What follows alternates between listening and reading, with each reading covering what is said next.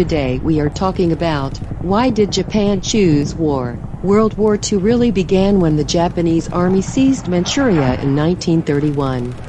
But that was not the starting point of Japanese aggression. Japan started in business as a land-grabbing power in a small way, moving cautiously.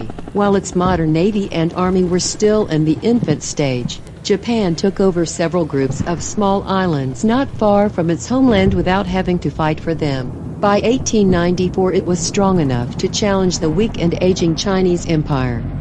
In July of that year, Japanese naval guns fired on Chinese ships without warning. For the next 50 years, Japan's conquest and absorption of Asia and the Pacific Islands has continued, step by step, with time out to consolidate the gains and gather strength for the next move.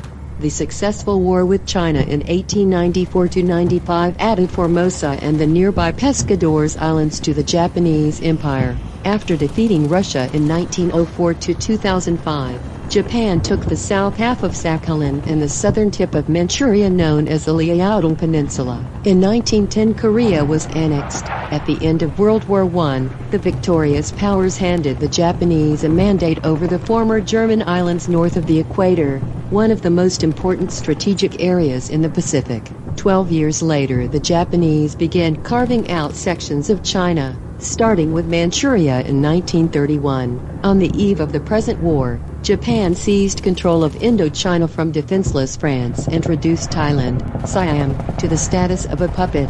By a combination of bluff and bloodshed, Japan's warlords, in less than half a century, had increased their holdings from 147,669 square miles to more than 1 million.